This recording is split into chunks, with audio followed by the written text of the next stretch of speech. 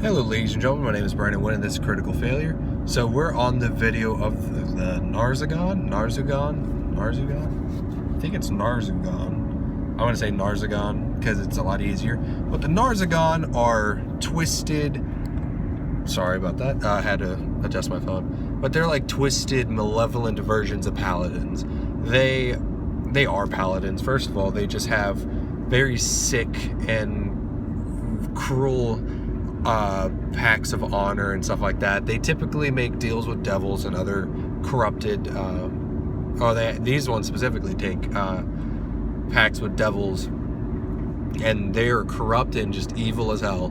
They are very valuable to archdukes, and they're very powerful, and each has a nightmare as their steed, companion, whatever you want to call it, that they I believe that they imprint as their own. That, if not, then I would do that as myself for my own. That's, in my opinion, really cool.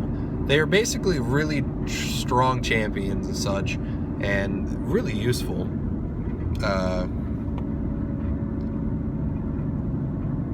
Their weapons are made in the Hellfire, and those are definitely imprinted as their own. They have lances and blades of just made of pure Hellfire, which I'm assuming does not damage them, but will definitely incinerate and damage your party member, your ally, or anything that it touches. Extremely potent, deadly weaponry that, in my opinion, I would just say that no one else can pick up except that one specific Narzagon. I would put it akin to like that one James Bond movie where he has a DNA or a fingerprint gun where only his hand can shoot it, and if anyone else tries to use it, I think it blows up. I think that's what it was. That's how I would see it. I would have like some sort of detonation go off once grabbed by something else, where it does like fireball on the immediate vicinity. I think that'd be really cool. But yeah, hold on, there's something about a magic item, and I think it's going to be talking about a specific Narzagon. I'm not sure. I remember something about it. Nope, it's an Infernal Tack. I was wrong. I thought it was something else. I was thinking about a specific Narsagon for some fucking reason. I don't know why. But the Infernal Tack, it's a legendary item. Requires attunement by the creature of evil alignment. And it binds, a Narzagon binds its nightmare with the Infernal Tack, which consists of a bridle, a bit, rein, saddle, stirrups, and spurs. It's basically riding equipment.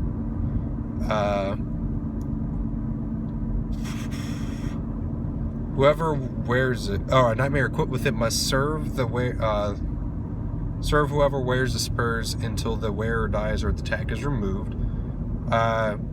The wearer of the spurs uses an action to call the nightmare, equipped with the Infernal Tack, by clashing the spurs together or scraping them through blood. The nightmare appears at the start. Hold on a second. This guy's running in front of me. Hold on a second. I have to... Yeah, that guy just kind of took a different turn. He was running outside of his house.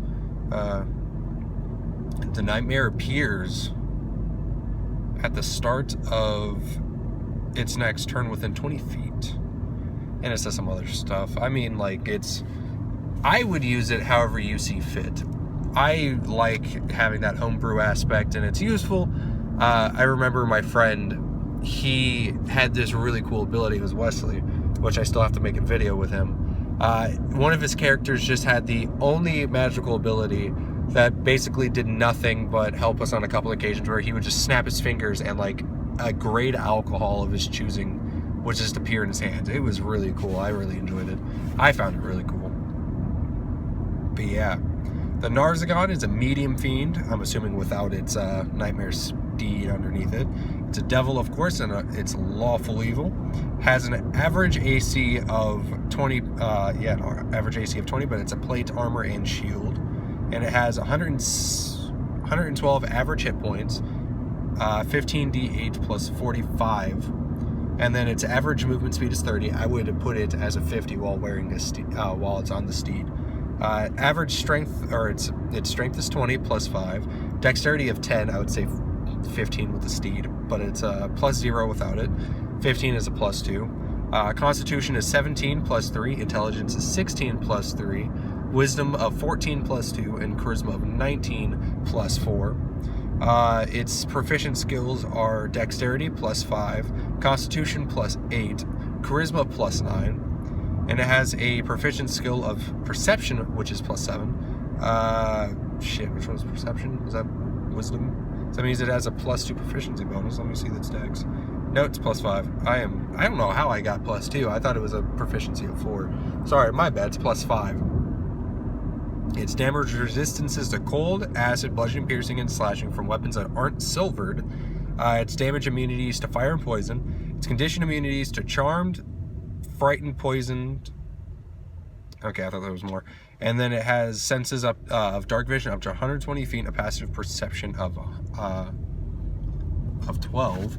It can speak Infernal, and it has telepathy up to 120 feet, and it speaks Common, and it's a challenge rating 13, which is 10,000 experience. Diabolical Sense is one of its abilities. The Narsagon has advantage on Wisdom, specifically perception checks, that are made to perceive good aligned creatures, so it's something similar to Blood Hunters, to where it has to do with like demons, devils, and stuff like that. Infernal Tack, obviously the Narsagon wears spurs that are part of the Infernal Tack, which allows it to summon the Nightmare Companion. And Magic Resistance, the Narsagon has advantage on saving throws and of spell and magical effects. That's multi-attack. Can use its Infernal Command or Terrifying Command. Also make 3 Hellfire Lances attacks. Hellfire Lance. It's a melee weapon of plus 10 to hit, a reach of 10 feet, and 1 target only. It's average 11, but it's 1d12 plus 5 piercing damage, plus 16, but it's 3d10 fire damage. If this damage kills a creature, the creature's soul rises from the river Styx as a Lemure in Avernus in 1d4 hours. The only way to reverse it is by a wisp spell, or killing the Lemure and casting True Resurrection on the creature's original body can restore it. Constructs and devils obviously aren't affected. Infernal Command. Each of the Narsagon's allies within 60 feet of it can't be charmed or frightened until the end of the Narsagon's next turn. Terrifying Command. Each creature that isn't a fiend within 60 feet of the Narsagon that can hear it must succeed a DC 17 Charisma saving throw, or become frightened for 1 minute.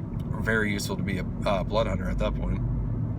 A successful save ends the effects, and if it is successful, it is immune to it for 24 hours.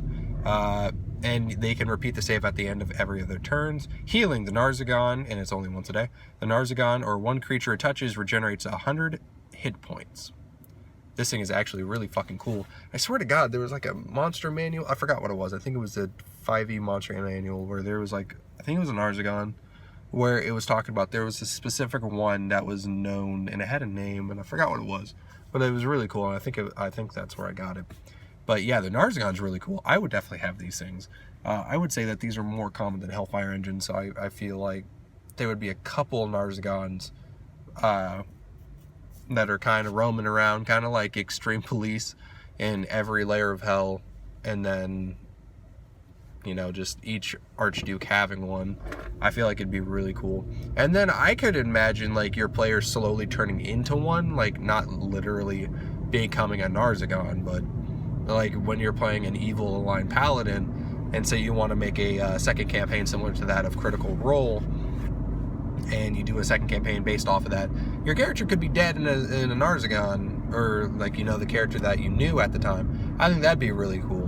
But yeah, that's the Narsagon. I could see it if you're battling in Hell, or the 9 Hells. You should definitely have it to where it gains like 25 to 30 average hit points. So like, say like 3d10 or 4d10 hit points for just being in the 9 Hells. That way it makes it even harder to kill. I think that'd be really cool.